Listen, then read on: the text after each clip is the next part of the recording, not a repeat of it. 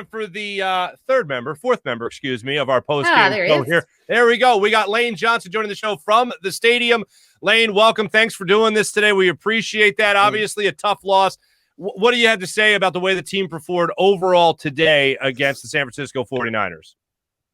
I felt if we could have executed a little bit better in the first half and converted, especially down there at the goal line, I think it would have been a different outcome. But it is what it is. I think we finished well. But at the end of the day, when you play good teams like this, you can't leave anything we did. Hey, Lane, I had reported during the game from my sources that your buddy and line mate, Brandon Brooks, tore his pec and could possibly be done for the year. Do you have any more updated information on this situation? I mean, that's really all I've heard. I don't know the severity of the injury. I think obviously has to go get an MRI, but you can't replace a Brandon Brooks. Somebody of that caliber. It's devastating. The news of BG too is terrible. The way this game works, the way it goes, young guys are gonna have to step up and press on. But it's two key leaders of our team. Brandon Brooks went out, but Landon Dickerson, rookie, stepped up and went in for the first time. Tell us about his performance in this game. I got to go back and watch the film. I think the second half, he settled down. I think he played pretty well, but it's hard to tell. Everything's moving so fast. And, basically when he's out there, I'm trying to get calls communicated between him and Kels, picking up different blitzes, different pressures. But I'll have to go back and look at the tape. I can say he's a massive human being and super strong. And obviously I think the more he plays, the better he'll get. Late, when you look at that play at fourth and goal, I want to go back to that for a second. Just first off, real quick, we know Philly.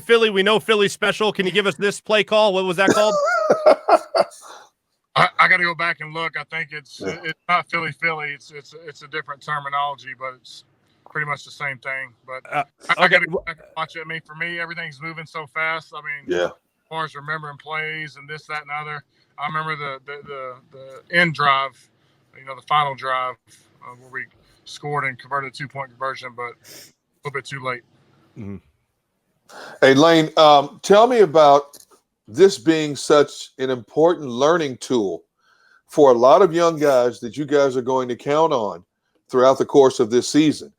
These are the kind of games, they're good that they happen in the beginning of a season more so than the latter part of a season, because as you just talked about, you had your opportunities to beat this team.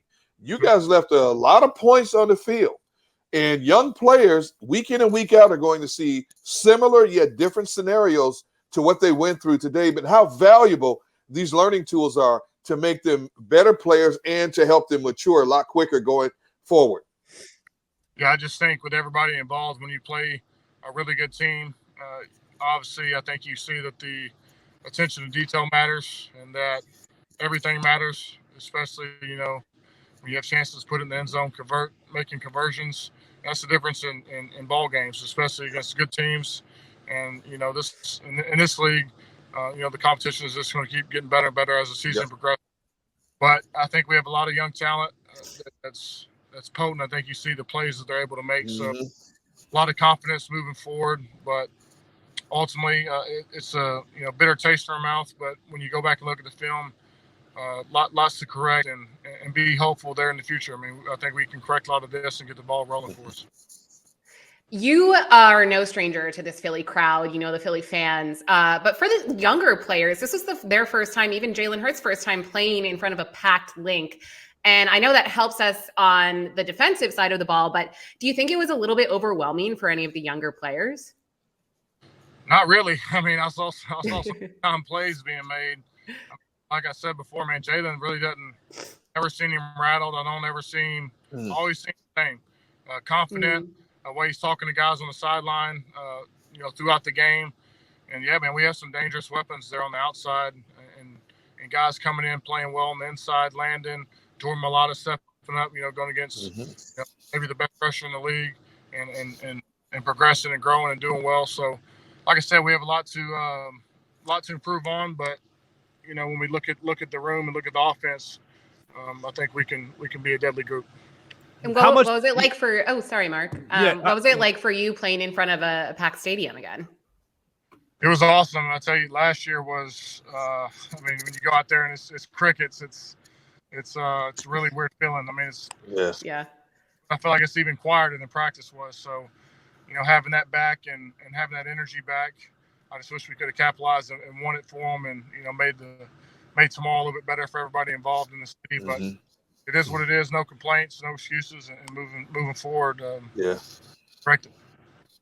How much did you see Nick Bosa? Did you notice 97 in front of you more than not, or did you think he was over on the other side of the line of scrimmage more against Mailata? He came on my side a couple of times. I think he rushed a little bit, but nothing. I think he kind of, I don't know if he dropped into coverage on the one, but mostly I had D Ford, Armstead, Arden Key, mostly those guys on my side. And Bosa, I had Kinlaw some on my side, but mostly Kinlaw and Bosa were on Jordan and Isaac's side. You know what? You and I have had this conversation before, but you are known for giving up minimum quarterback sacks. And I want you to tell our viewers out there, what separates you from the average right tackle in the National Football League in terms of approaching different edge rushers each and every week, yet holding your own to a high standard? I mean, I guess whenever I got here, I had a great example in Jason Peters.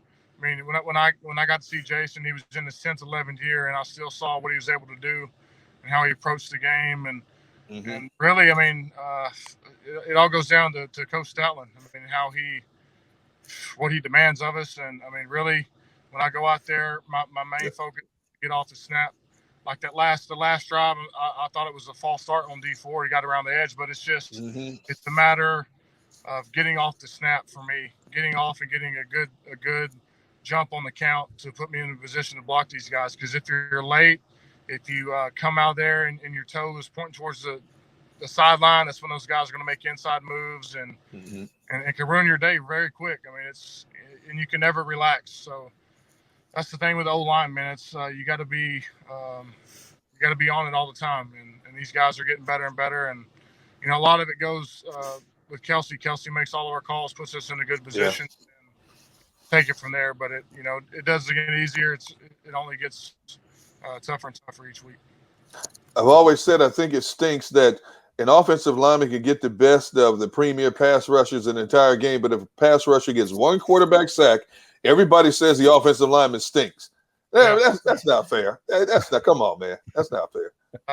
Life's not fair, but we're playing a game for a lot of money. At the end of the day, it's a game. Yeah. It's entertainment, but but it's our livelihoods, and it is what it is. Our coach always said, "Man, this is the life we chose." So, and moving forward, I'm confident in our group. Yeah. Lane, last one from me, at least for you. I know Nick Sirianni had a really great speech to you guys after last week's game. What was his message to you guys after this game? Pretty much, I mean, basically what I'm telling y'all is that, we had many opportunities to put this thing away and to be confident in what you can do, and then go back and correct what mistakes we made. We got a primetime game next week, Monday, against Dallas. Everybody knows what type of game that is every year. So really the attention to detail needs to increase, and that's really it. I mean, we got to, when opportunities arise, we got to capitalize on them, which we didn't today, especially there in the first half. Lane, I know it's a typical question, especially with a Philly crowd. What was it like to have people back in the building today at the Link, at least? It was rocking, man. It was loud. There's a couple of times that even on the offense side of the ball, it's kind of difficult to hear, which is not a bad thing. But, I mean, it's, we hadn't had this feeling here in a, year or so, maybe longer. Yeah. So it's been, I know people have been waiting to get out of the house and get in that stadium. So it was very loud. I feel like the defense played tremendous today, and offense, when times when we could have sealed the deal, we didn't. So we got to improve. Lane, we appreciate you coming on with us yet again, my friend. Look forward to talking to you again. Yeah, stay healthy. Good luck to your line mates as well. Yep. Prayers for Brandon and Brandon's. So, man, we'll see what happens and keep pushing on. Thank you. Take care, man. Thank you.